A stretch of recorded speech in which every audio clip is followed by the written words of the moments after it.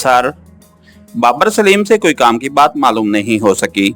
अब बताएं उसका क्या करें। आतिफ इस वक्त सिद्दीकी साहब के ऑफिस में था। अच्छी तरह खंगाल तो लिया है ना? जी सर।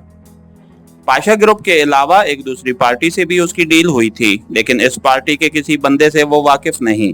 यह डील भी खबीस ने एक लड़की की वजह से की थी और अब उसे लड़की का भी अत्ता पत्ता मालूम नहीं।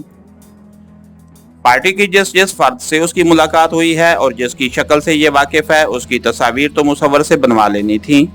शायद किसी अपने आदमी के सामने चढ़ जाएं, और नहीं तो लड़की के खदोखाल तो उसके बीमार ज़हन में लाजमी होंगे। बजा फरमाया। आतिफ हंसते हुए बोला, उसे सिर्फ लड़की की शक्ल ही याद थी और उसकी तस्वीर मैं बनवा चुका हूँ। अब उसका क्या करें? तूने खुद भी कुछ सोचा होगा। सिद्दीकी साहब ने गेंद उसके कोर्ट में फेंकी। मेरे पास तो माफी की गुंजाइश नहीं है सर, और वैसे भी घर वालों और अजीजों अकारब के लिए वो मर चुका है। अखबार में उसकी मौत की खबर शाया हो चुकी है। चलो ठीक है, बदरुद्दीन साहब से पूछ लेते हैं। मेरी छुट्टी का भी पूछ लेना सर। यार तुम घर वालों को इधर ही ले आओ ना। सिद्दीकी साहब मुस्कुराया। सर, मैंने कराची में मुस्तकिल नहीं रहना। 3-4 साल के बाद मेरी पोस्टिंग आ जाएगी। दूसरा, आपको पहले भी बताया है कि अम्मी जान यहाँ आने पे राजी नहीं। वो अपना आबाई गांव नहीं छोड़ना चाहती। जब शादी कर लोगे फिर क्या करोगे? जवाब, जो अब कर रहा हूँ सर। आतिफ ने मुस्कुराते हुए जवाब दिया। पता नहीं क्या देखा है आंटी ने मरी में। कराची, लाहौर, इस्लामाबाद जैसे तरक्की याफ्ता शहरों को छोड़कर एक छोटे से गांव में खुश है, जहां जिंदगी की बुनियादी सहूलतें भी मुयस्सर नहीं। इसके बावजूद पूरे पाकिस्तान के लोग वहां सैर तफरीह के लिए खिंचे जाते हैं। आतिफ ने मरी की वकालत की। जैसे आपकी मर्जी। बाय द वे, कितनी छुट्टी जाना है? महीना तो जाऊंगा ना सर। फिलहाल कोई जरूरी केस भी नहीं है। अगर कोई ऐसा मसला हो गया तो बुला लेना। पाशा ग्रुप के आदमियों से कोई मजीद मालूमात मिली? नहीं सर।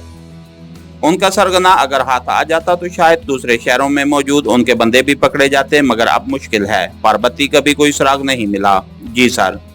मेरा ख्याल है वो सरहद पार जा चुकी है। विक्रम से उमरकोट में मौजूद सरहद पार कराने वाले गाइड के बारे जो मालूमात मिली थी वो गिरफ्तार कर लिया गया है सर।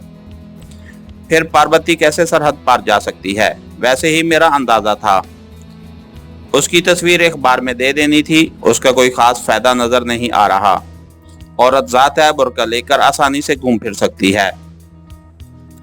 अलबत्ता उसकी तस्वीर और बायोडाटा तमाम यूनिटों को भिजवा दिया है। पाकिस्तान में हुई तो कभी न कभी हाथ आ ही जाएगी। बहरहाल देख लेते हैं। जाते हुए राजा जीशान को अपनी ड्यूटियां समझा देना। तुम्हारे बाद ये सब कुछ उसी को संभालना पड़ेगा, और मैं जाकर बदरुद्दीन साहब को सारी सूरत हाल से आगाह करता हूँ। ठीक है सर। आतिफ जाने के लिए उठ खड़ा हुआ। इसके साथ ही हमारी आज के एपिसोड का इख्तिताम हुआ। कहानीगर चैनल को लाइक कीजिए, सब्सक्राइब कीजिए और बेल आइकन को प्रेस कर दीजिए, ताकि हर आने वाली नई वीडियो आप तक बर वक्त पहुँच सके। शुक्रिया।